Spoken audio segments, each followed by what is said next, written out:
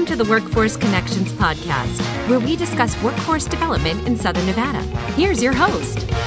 Hi, and welcome to another episode of the WC podcast. Today, we have two very special guests, folks that I've known for a long time, very respected in our community because they have produced kids who until today remember them. Mine is one of them. I hear stories that the kids walk up to them all the time. We're going to get to talk a little bit more today to Tam and Kerry Larnerd. Tam is the School Partnership Specialist for Peer Helpers Plus. And Kerry, after retiring, came back. We're grateful. She's teaching English again at Del Sol Academy in the Clark County School District. Kerry, Tam, welcome. Thank you, Jaime. I'm glad you're here for personal reasons, but I think it's also important to highlight many of the things that we hopefully will get to. So let's start with the first things. For our podcast, we love for our viewers or listeners who might not have the privilege like I do to know you and know all of your work. Let's let them know for each one of you where you were born and raised, went to elementary, middle, high school. Perhaps take us to your first job. Kerry, we're going to start with you. Tell us that story. Okay.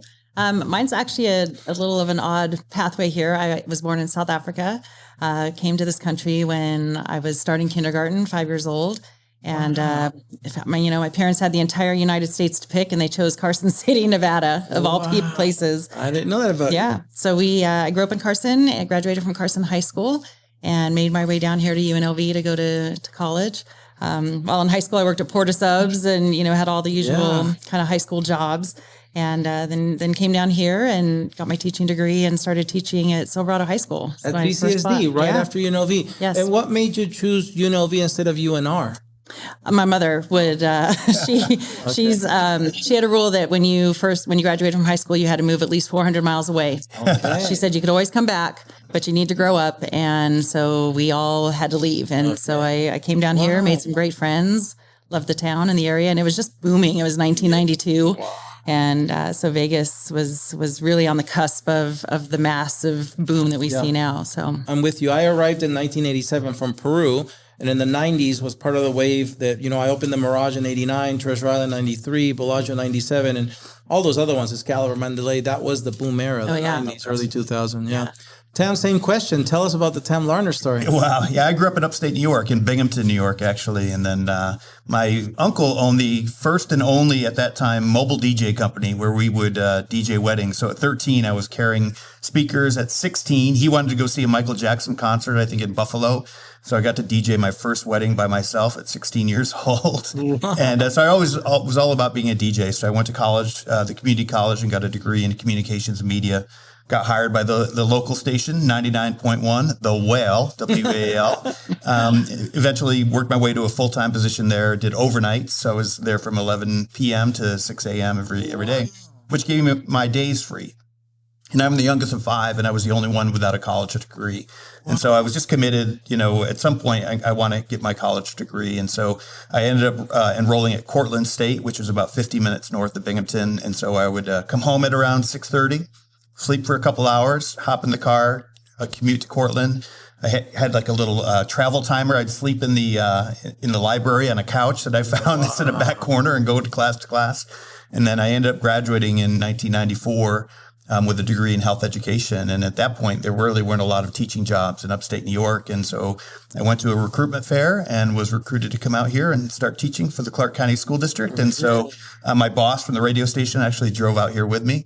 And I started my teaching career at Basic High School in Henderson as a health education teacher and varsity soccer coach, because I played all of 1 year of soccer in college. So, of course, I was the best candidate. Awesome. I faked it till I made it, right?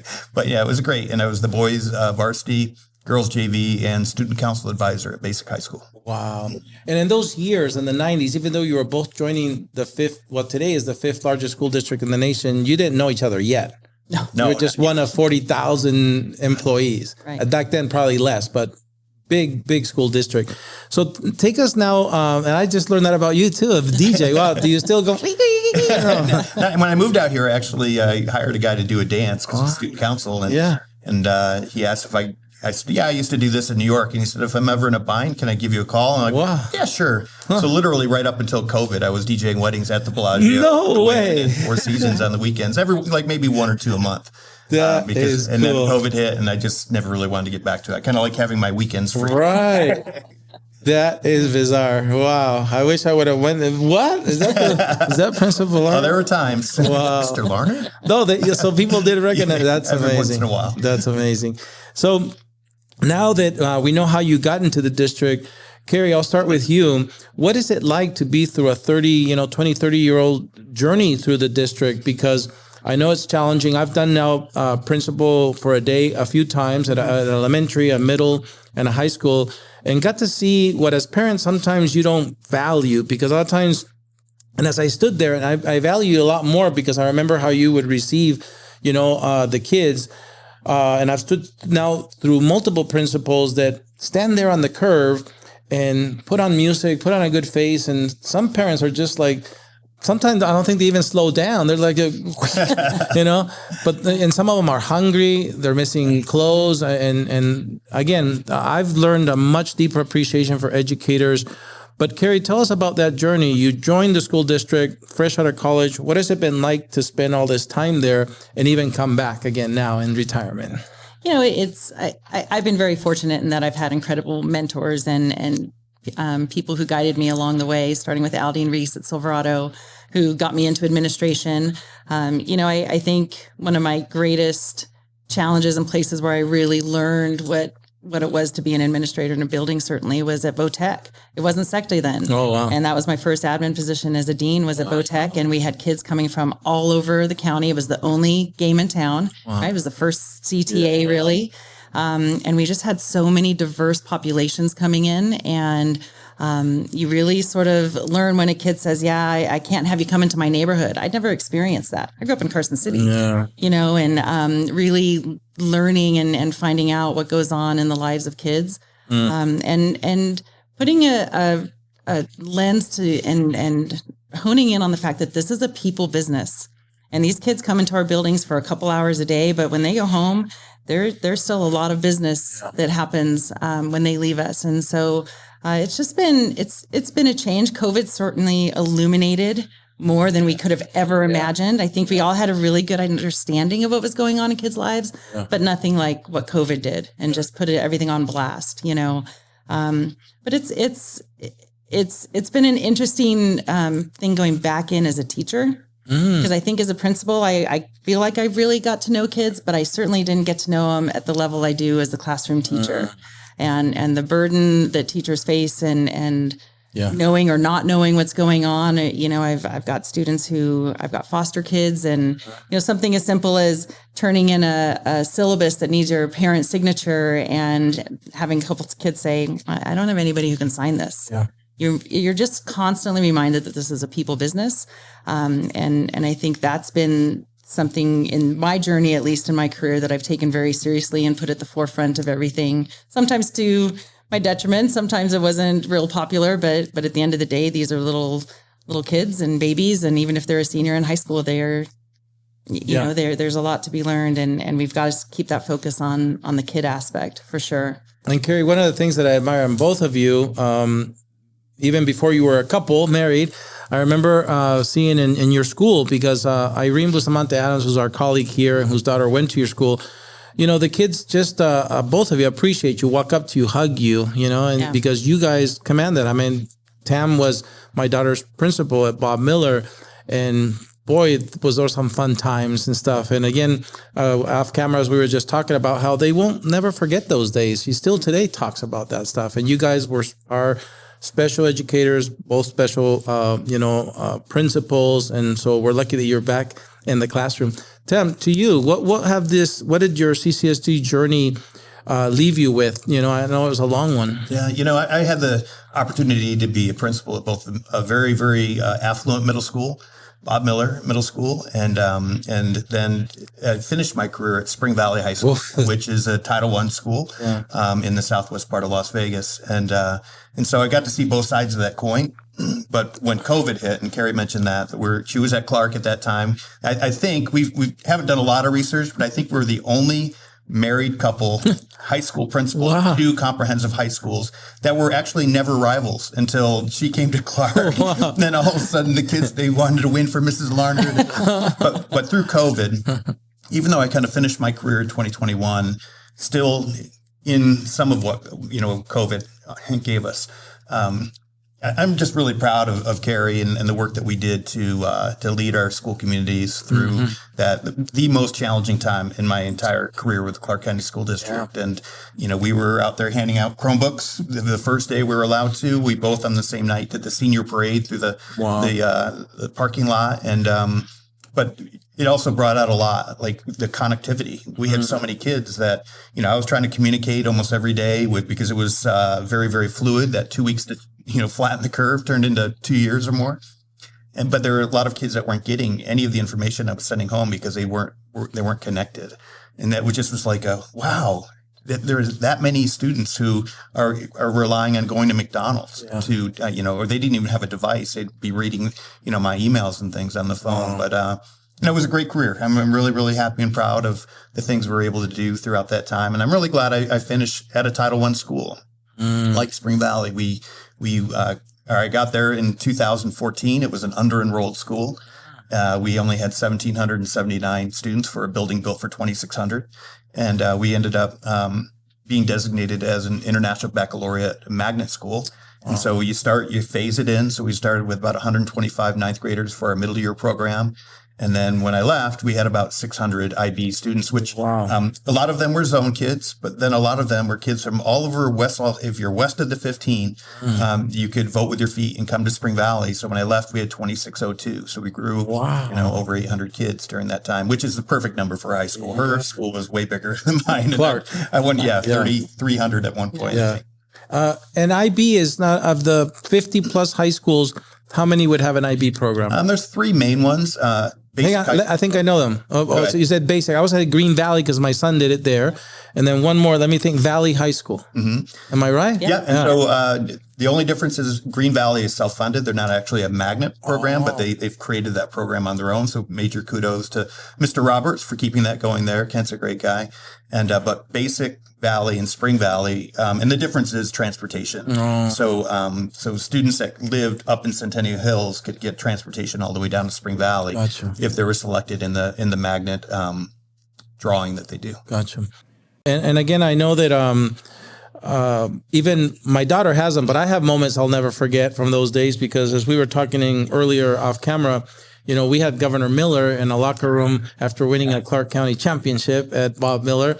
And what a memory. I still so vivid. I remember those little girls with their white uniforms and their big bobcat in the front. It was so cool. With Coach Sandegate. So rest his soul. Rest his soul, He did great things for a lot of kids in the Clark County School District. It was fun days. I remember when you had to, one of the things that Rich did was he believed in not letting the foot off the accelerator. And so we would get on kids on schools 60, 70, and they'd come to you and be like, Principal, and you'd be like, Rich, help me out. There's a story to that. What? Outside of the podcast. Oh, no. Okay. Which kind of is why we're married today. Let's save that one for after the podcast. But this one got in my face during a game against Webb one time. Okay. Thanks to Coach Sandegate. Yeah. That wasn't you. It was Rich. But we were getting ready for the playoffs. Okay. So. That's what he would always say. Hey, we got to get the kids ready. All right. So let's get back to Kerry. Again, distinguished career. I saw a lot of it and the impact, make the kids whose lives you touch, Kerry. And you went to the corporate offices too to call them something, the bigger CCSD platform and stuff. But what made you want to go back? Why are you in the classroom again? Well, I retired in January and I spent 3 weeks at home with this one who works from home. Okay. And I needed something to do. Still to get a job or a hobby someday. Wasn't quite ready. No, I always had this sort of dream and shared it with Tam a couple years ago, really, that I just wanted to go back where I started. And going back into the classroom was something that just kept tugging at my heart. And I felt that I still have plenty to contribute, and I've got this real mom thing going on that I've sheltered my own children through different things, and just wanted that opportunity to be a part of kids' lives again, and really just have that joy.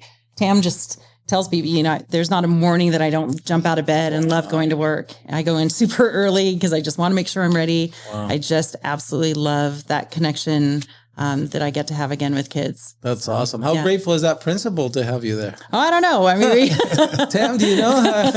I think she likes having Kerry out. I would hope so. Yeah. Wow. Sometimes it's nice. I think I would have been great as a principal to have another principal in the building just to bounce ideas off of. And so I've got a great relationship with her. She was willing to hire me. Frankly, there were some principals who were like, I don't want you in my building. That's a lot of pressure, And, but I love working for Nadia Steger. She's just, she's very no nonsense. She runs a tight ship. She's, easy to talk to. And I just have really enjoyed my time at Del Sol. This is the Del Sol Dragons. Yep. Yes. I know the high schools. We used to go play there, but, so Tam, you've made a big change. You probably could have come back to the classroom too, but instead you've now on this national mental health advocacy. Tell us about that. Why that change? Yeah, it's just such an important issue, especially coming out of COVID. I mentioned earlier I was a health educator, so back in the 90s in my classroom, I taught about mental wellness, stress management, self-care, and of course suicide prevention. And so when I had the opportunity to retire, when I did, I mentioned to Kerry that I'm going to be retired, but not tired. I need to do something to feel like I'm still contributing. I didn't want to, nothing against people who do that, but I didn't want to go sell textbooks or, that kind of thing. I wanted to do something that made a difference. And so, I'll get wound up here a little bit, but in 2019, I lost 5 kids during my career to suicide. And the last one was in 2019, young lady. The night she took her life, she was posting, from what I heard, some dark, cryptic things online, which we, as the adults in the room, we would never see, but kids saw it. And they're not bad kids. They just weren't equipped to know what to do in that moment. The very first thing in the morning, they ran to the counselor, but it was too late. And so from that experience, and then, doing my homework and learning about the power of peer-to-peer, because kids talk to kids and they see what they post online with each other. And so we want a network of eyes and ears in every school called peer helpers that are trained, a very eclectic, diverse mix of students. So all the different social groups, to just kind of be that trained eyes and ear network at every school. Even all the way down to middle school. And then we even have peer helpers in elementary school, because if you talk to an elementary counselor today, I guarantee you almost every one of them has had a child self-harming or talking about taking it. In Clark County, we've lost very young children to suicide. Less than 10 years old. Yeah. And so it just was a very meaningful but grateful opportunity to have that chance to work with Peer Helpers Plus. It's a program that's based in Alabama. And there's over 1,000 Peer Helper Plus programs in Alabama, and it kind of brought me on board to try to create a more national footprint for the program. And has it been easy or not easy for you to work with your old employer, CCSD, to get that to happen? We don't have one yet in Nevada, so we're working on it. Okay, We're working on it. So hopefully we know our new superintendent is just amazing and just cares so much about kids. And she's on our board. Yeah, we would love to have a conversation with her. But we've started. I think we just started. 20 some Peer Helper Plus programs in the Dallas-Fort Worth area. We work a lot with foundations, unfortunately, most of which have been named in memory of a loved one who died by suicide. And so we work with the Grant Halliburton and the Jordan Elizabeth Harris Foundation and Matt Harbin in Texas that are sponsoring Peer Helper Plus programs. And just opened our first one in New Jersey at St. Dominic School with the Cully Strong Foundation. Stephen Cully's son actually went to that school for elementary and middle school. And so it's a very meaningful to him and their family and to us that he would choose Peer Helper Plus to be the program at the school where his son attended before he took his life. Very cool. I'm going to ask Jonah, but she was here yesterday for a celebration, if you will. We had participants from some programs, and we're very excited about working with Joan on continuing to partner with CCSD as much as we can. When you talked about 5 losses, Tam, were all 5 to suicide?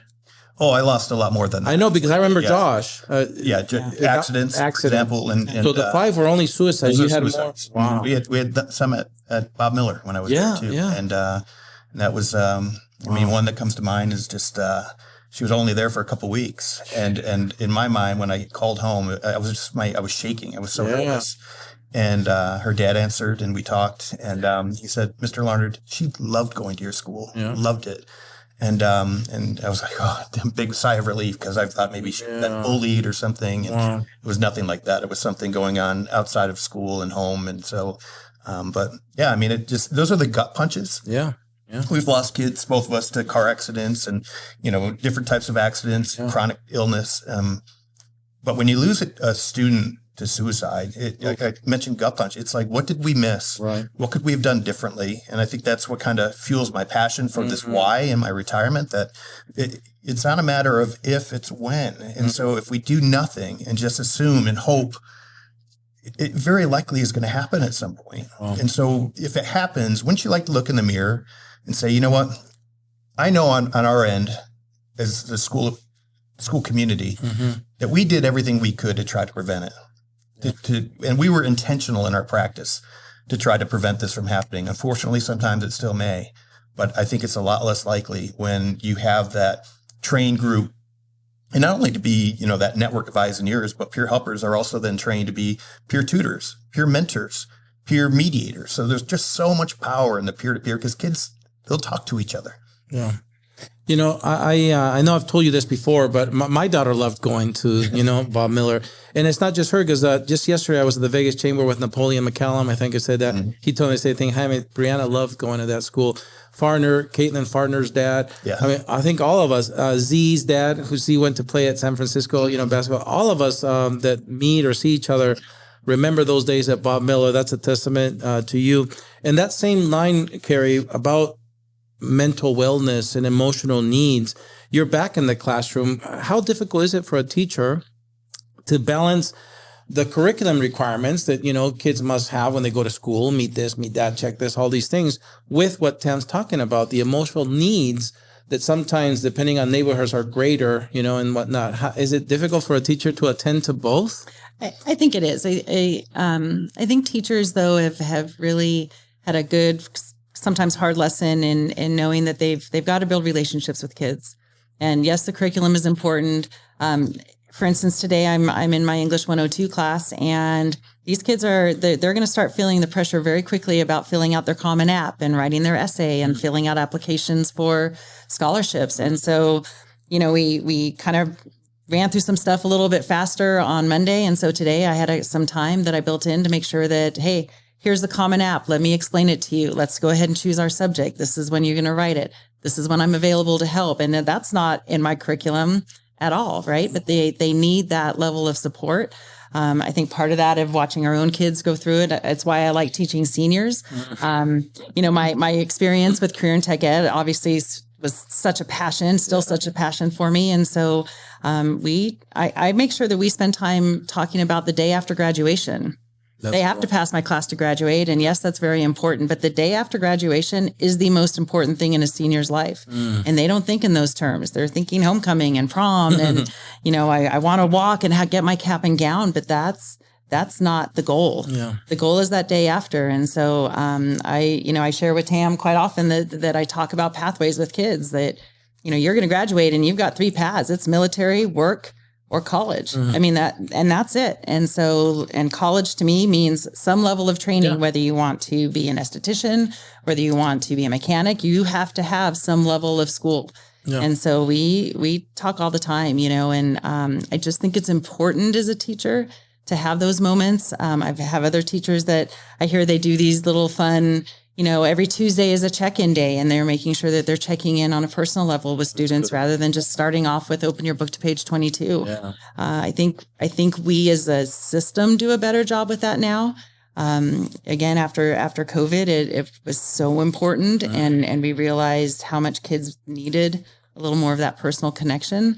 I don't think I know a teacher who doesn't get on that level at some point with kids to make sure that we're checking on you. If you're not here a few days, or, a kid walks in late to my class, I don't sit there and, where were you? Why are you late? Sit down. I mean, I'm so glad you're here. Just give me a second and I'll get what you need that you missed for the last 10 minutes. I got you. Like, it's a change in tone and a change in making sure it's not babying or coddling, but most kids who come in late that first period, it's not their fault. Maybe their parent got up late with the traffic. I mean, they're walking in upset. Yeah. And so I just need to diffuse as much as I possibly can as a teacher. And I think teachers in general, we all have taken that to heart, and that we really try and do a good job of navigating that piece. You're going to learn English. We're going to write those essays. you're not going to like this class a couple of days because it's going to be hard work.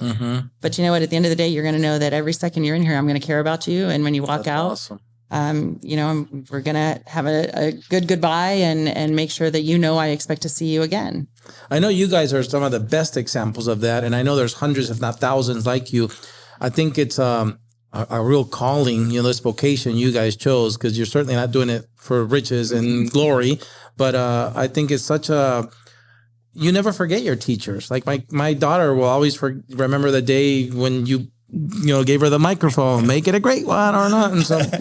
And so, Kerry, two questions about that, because I also know that I wish that more schools were talking or teaching HVAC. You guys are living it right now, how valuable.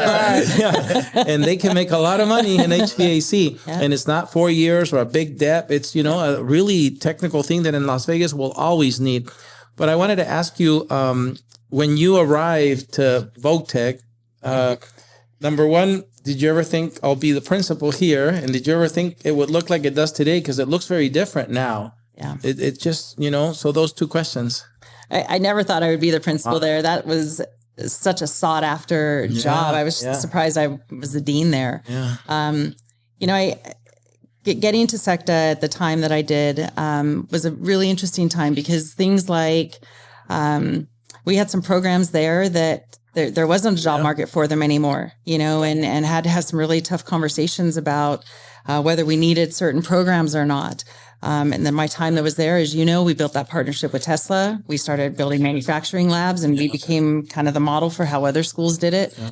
And those schools had to change and morph and grow to the job market, right? And so getting that opportunity to rebuild and then watching Ryan Cordia take it and put it on steroids and just keep it marching in such a positive direction was to me some of the most important work I've ever done. That's cool. Was just making sure the kids had opportunities, but AI proof opportunities. I mean, what we talk about now in my classes is you've got to have a job that's AI proof. I don't necessarily know and I don't mean to, upset any graphic designers, but there's a lot that you can do with graphic design with AI. One of our neighbors was doing programming, I think, for computer science. Yeah. And he said, I changed my major and I'm teaching because my friends who graduated with computer science, there are less and less jobs. So we have to talk to kids about AI-proof professions and jobs that they're moving into. And honestly, this year I've been super impressed with my kids, because when I asked them, what are we doing that day after graduation? So many of them will say, I want to be an electrician. Yeah. I really think I want to be a diesel mechanic. Wow. I really think I want to be an HVAC. And the kids didn't say that before. Right.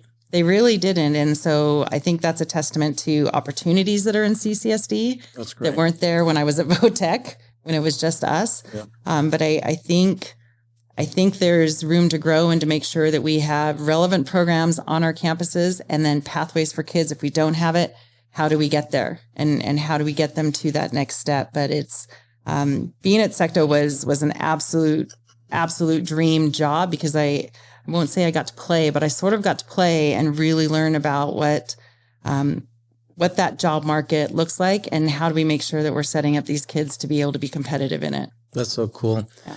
Tam, how did your experience as a principal, where you ended at a Title I school, the Bears, prepare you for this new role where you're now on a national level trying to raise awareness and help with training and prevention of this hard to imagine thing that can affect elementary school? But did it help you? What actually helped me was COVID. It's just because I'm not a super techie guy. I had never done a Google Meet or a Zoom call ever. And then we just shut down. Yeah. And the kids were still around. They're home. The teachers were all home.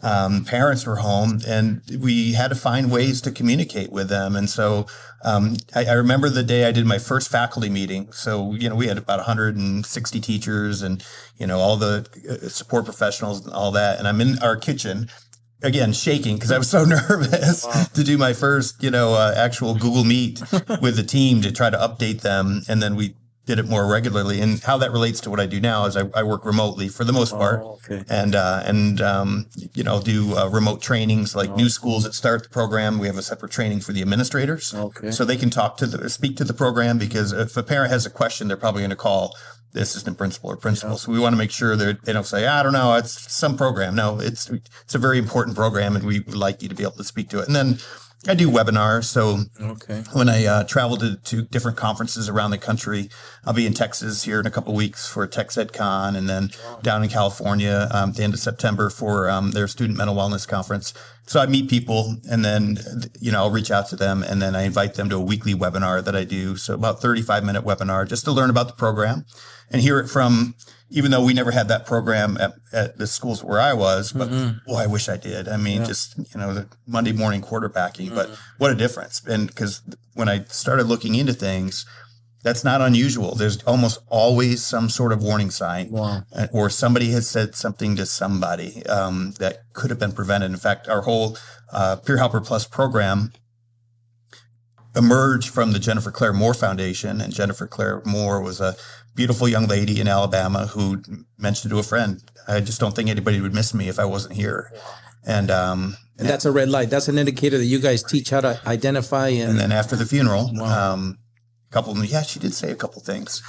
And they just didn't have that skill set to know what to do. The awareness. And then when people say, you shouldn't be talking about this, guess what? Kids are going to talk to kids whether you have a Peer Helper Plus program or not. Would you rather they be scared and confused and keep things a secret?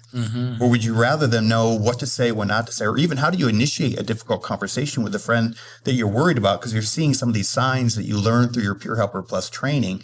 How do you initiate that difficult conversation? And then most importantly, what do I need to say to you to persuade you to come with me to a trusted adult on campus? Because they're not trained to be therapists or counselors in any way. They just are good, empathetic listeners. They know what questions to ask to try to, and you say the word. Are you thinking of harming yourself or even maybe taking your life in suicide? I mean, that actually opens the door for these young people to talk about it. And so it's just such meaningful work, and I'm so glad I've had the opportunity to do that. But it's heavy. Yes, it's very heavy, and she knows this because I'm kind of an emotional guy.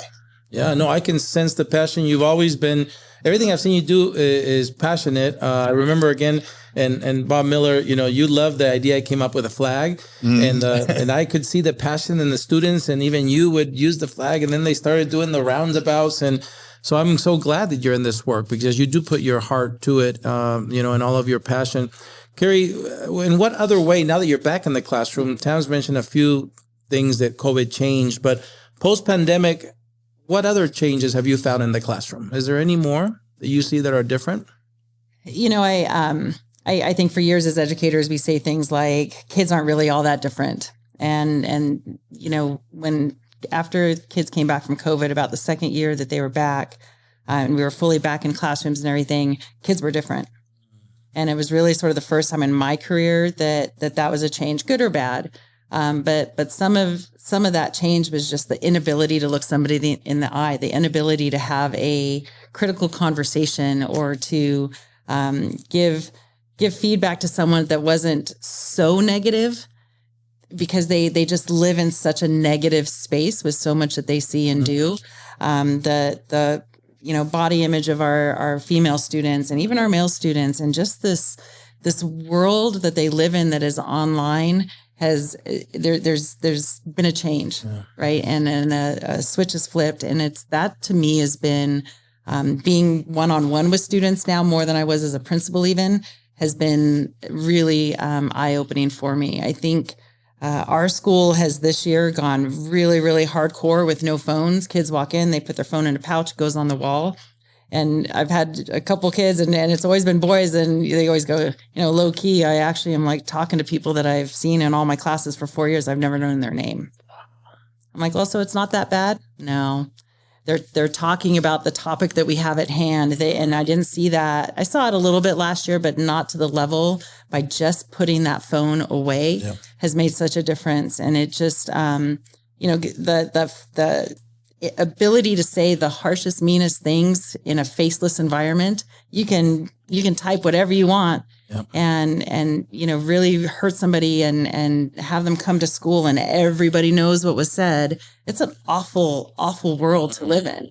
We would get into something at school and you'd go home, and home was a safe place when we were all in school, because there wasn't the internet where everybody found out what was said. These kids go home and it's not safe, not because of the parent at home or anything like that. It's not safe because they still are getting online and dealing with that level of negativity. So it's part of my, just constant, I'm going to build you up, and we're going to, do everything we can in a really positive space, just because they need to hear that. But it's been fun these last couple of weeks watching kids interact. I actually made them interview each other.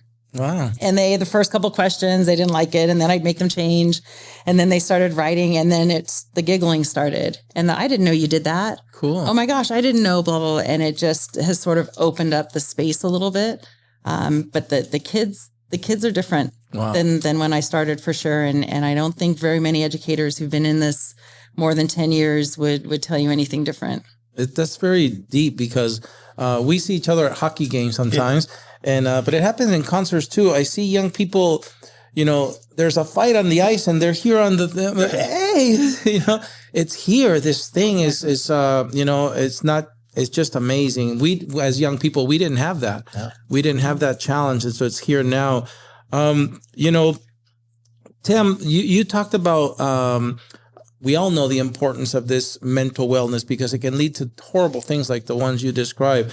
But is there also misconceptions that educators or people in the system have about suicide prevention programs?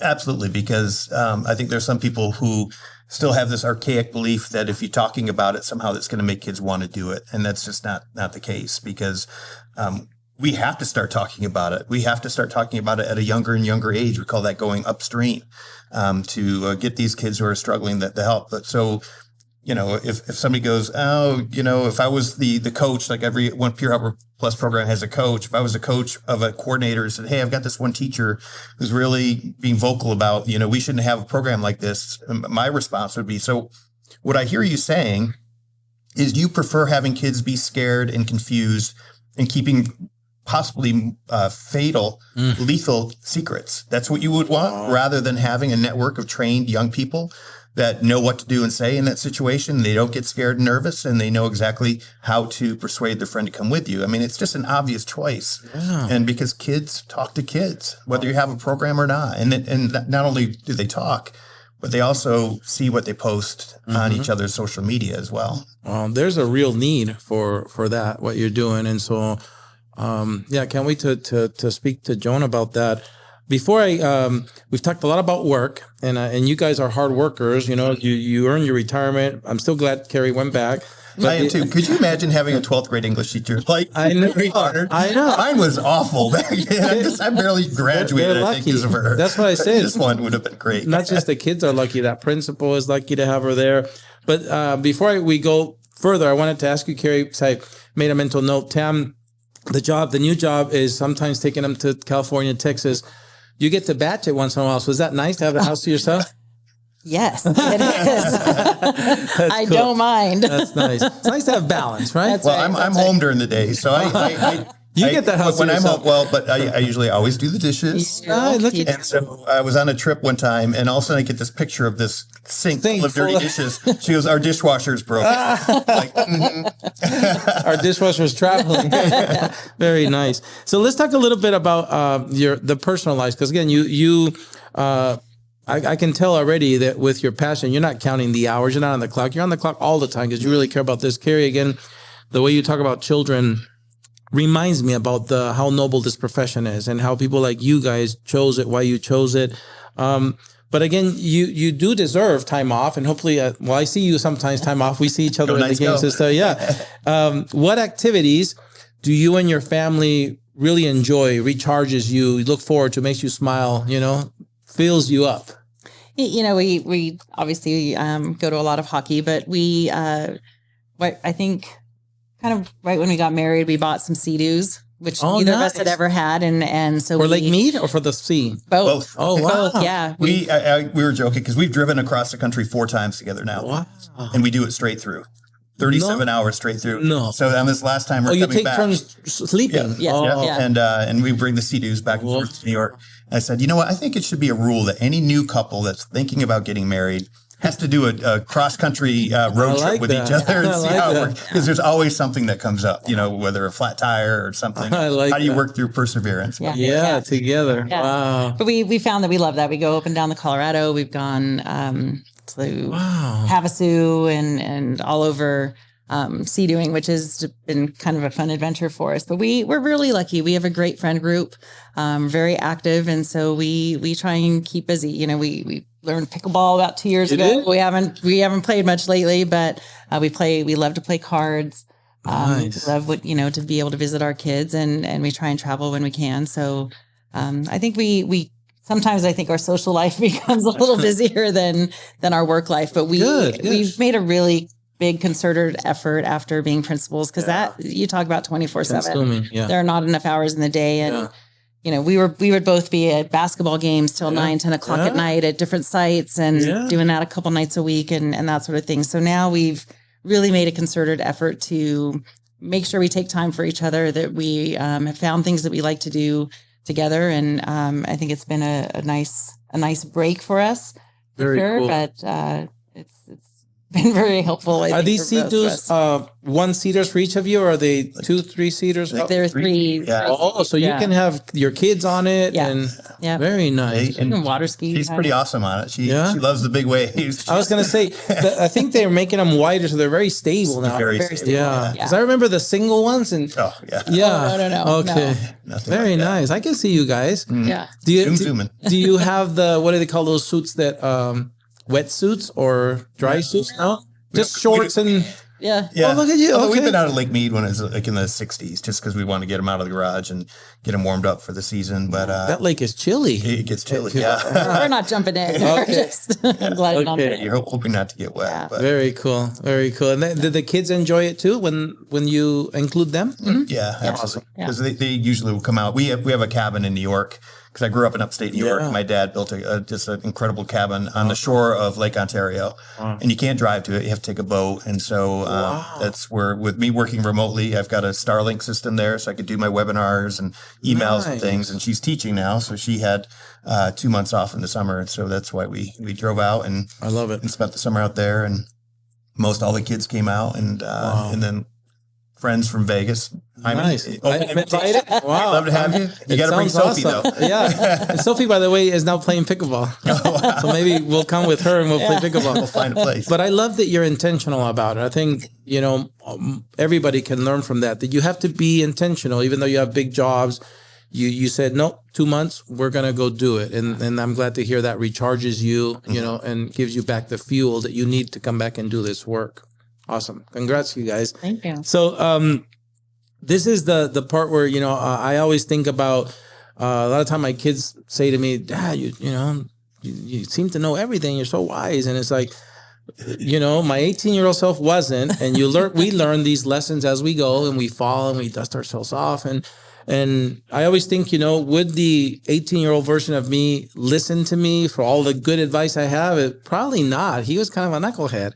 And so, but despite that, what advice would you guys give, because you both have great perspectives, young people who maybe are considering this noble vocation of teaching and education? What kind of, having lived it, I'll start with you, Kerry. What would you tell a young girl or boy who's saying, man, I love that they were both teachers, principals, and they're so passionate? What advice would you have for them? I think you've danced around a lot of it, and I'm going to go back to just making sure that if anybody's getting into this, and my daughter's teaching in Louisville, Kentucky, my son is student teaching right now at Spring Valley High School, and my biggest message to them is just remember it's a people business, because that curriculum, all the requirements, the stuff that kind of gets you bogged down and away from making sure that you focus there first, can really become overwhelming, and I think my greatest advice, especially for those getting into administration, is just make sure you remember, and it's not just a people business for those kids, it's the staff that you're working with, and it's you and the family that you've got at home, and making sure that you remember that comes first. and that there's balance to be had in that space, because I think for so long, our generation of principals coming up, there wasn't a whole lot of balance. You know, we all believed you were at absolutely everything. And I fundamentally believe if you're going to be a principal, you need to support the kids that are there.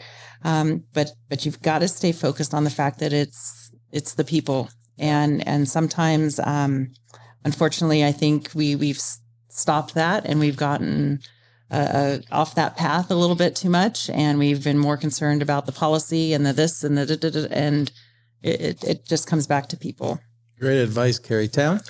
You know, when I'd interview folks that wanted to be an assistant principal at Spring Valley, I would always say, if you're hired, you're going to love working here. We only work half days, 6 to 6. And that's if you don't have duty at night.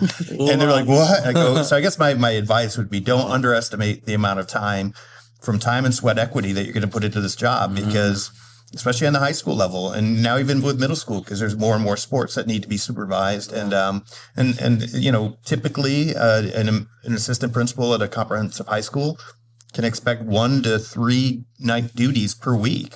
During football season, it's all hands on deck. Everyone's there for Friday night.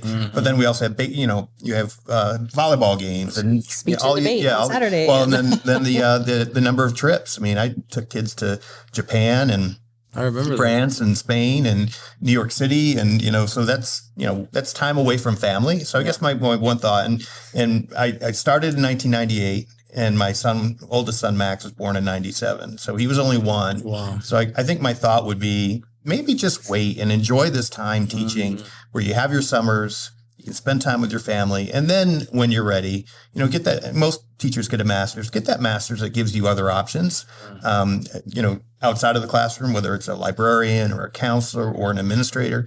But just focus on family while you can. And I think if I had to reflect, that would probably be one of my regrets, is that I probably didn't spend enough time teaching so I would have that time with Max as he was a young lad. Yeah, I remember. Yeah, I remember. Well, great advice, you guys. And I want to say it again, thank you to both of you, because,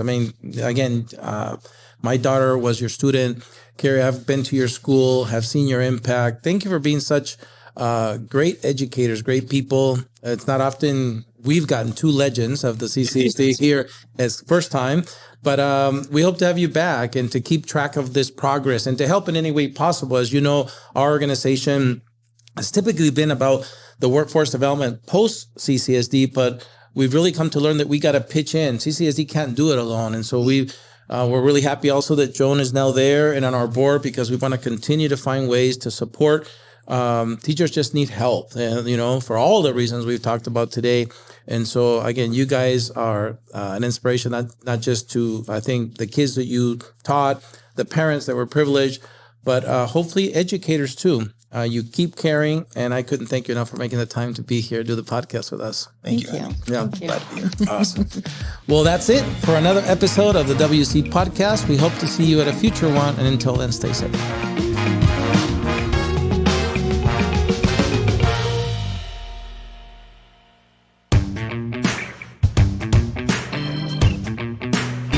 Kerry and Tam, thank you for staying over to do our bonus segment called Against the Wall. Are you ready? All right. We're going to thank you. Yeah. Let's make sure the marriage leaves. All right. The first segment is called Family Edition, Him or Her. So show me your little paddles. Yep, they're right there. And I'm going to give you a couple of questions, and you're going to show us, facing the camera, your answer. So let's start with an easy one. Who is the morning person? Oh, very easy. All right. This one, I know the answer. Who's the dishwasher? Who is the night owl? Oh, these guys are doing good. Who is most likely to get lost without GPS? You guys are right. Who likes to nap? Who's the better cook? Oh, very good job. Who is more frugal? Ooh, wow. Who is tidier around the house? Be careful, Tim. All right, very good job. No. Who remembers birthdays and anniversaries? Wow. So you guys are full of surprises. Who gives the best gifts? Oh, wow. I like it. The balance there. Who works longer hours? Wow. And finally, who's the better storyteller? Look at you guys. You like almost the one where you had some rule. My birthday's tomorrow. She just gave me a new watch. Wow. That's a good gift giver. Wow. And give me an example of one of his gifts. I used to get quite a few blue boxes. Nice. That was early on. Like Tiffany's. Yeah. Nice. We've decided to go more with like lived experiences now. So Sea-doos. yeah, sea-doos, Nice. vacations and trips. Yep. Okay, so Kerry and Tam, we're going to start our second segment, which is called True or False Family Edition. Are you ready? Sure. You guys did great on him or her. So, all right, we're going to start with an easy one. Tam, what is Kerry's favorite animal? She's been wanting a dog forever. True. Good job. Kerry, what is Tam's favorite hobby? Napping. Tam, Kerry's dream vacation destination is? It's going to be going to Florence, Italy. Oh, wow. Look at these guys. Kerry, Tam's favorite place to go with you is? Golden Knights games. Wow. Tam, Kerry's biggest fear is? Having a falling out with one of her children because they are so close. They call and talk every day. I just can't imagine her life without having her kids that actively involved. Wow. There you go. Kerry, Tam's favorite musical genre is? Country. Ooh, I didn't know that either. Tam, her favorite color is? Blue. Tiffany blue. Yeah, Tiffany blue. Kerry, his favorite thing to do on the weekends is? Go to the water. Wow. Zoom. Say nap. But No. go to the water. Tam, Kerry's favorite way to relax is? Somebody likes to take a nap when she comes home from school. So I'll say take a nap after school. All right. Whoa! Tell us your favorite thing to relax. Go for a walk. Oh, wow. You're a walker. Very nice. Kerry, Tam's favorite way to unwind is?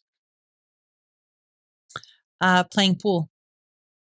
You guys are really good. This marriage is walking around. All right. Now we're going to play a game called Finish the Sentence. So you can put down your paddles. You don't need them anymore. And I'm going to give you 90% of a sentence. You're going to finish it for me. So Tam, I'll start with you. Oh, great. If you could visit any place in the world, it would be? It's always been on my bucket list to see the Leaning Tower of Pisa. Wow. So you guys, it's on the list for awesome. Kerry, if you could visit any place in the world, it would be? I really want to go on safari in Africa. Wow. You guys are ambitious. Tam, the best part about living here in Southern Nevada is? The Vegas Golden Knights. Hello, Golden Knights, go Knights, go. Hockey. Kerry, the best part about living here in Southern Nevada is? I think the winters. Yeah. Mild. Mild. No snow. Tam, your favorite thing about your job now as a school partnership specialist for Peer Helpers Plus is? I just feel like I'm making a difference.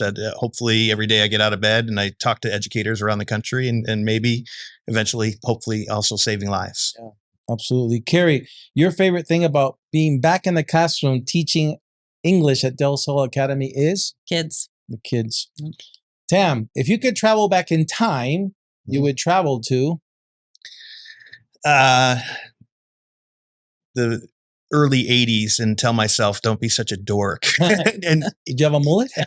I sure did. Picture, Kerry. Kerry, if you could travel back in time, you would travel to? I think I'd love to go to the 20s and see the Roaring 20s live and in action. Wow, Yeah. That sounds fun. Yeah. Now we're going to switch a little bit because usually our guests do their own, but because this is the married edition, Tam, I'm going to ask you for 3 words that describe Kerry. So be very, very careful. My gosh. Go. Oh, Yeah. all right, 3 words. Sorry. He was very careful. Kerry is really, really, really smart and beautiful, and just an absolutely loving mom and bonus mom to all 4 of our kids. Good job, Sarah. So I guess Bonus points. 3 words. Kerry, it's your turn to use 3 words to describe Tam. talkative, passionate, and kind. Good job. Kind. Yeah, you guys are like spotless. Now, Tam, doing the WC podcast here with us today was? Fantastic. It was really a great opportunity to kind of hear some of her answers as well. Yeah. Kerry, sharing the spotlight here with your hubby at the WC podcast was? Unexpected. I think this has been a great opportunity and fun for us. So thank you for inviting us. Thank you guys for staying over and doing the bonus segment. Yeah. Thank you. All right.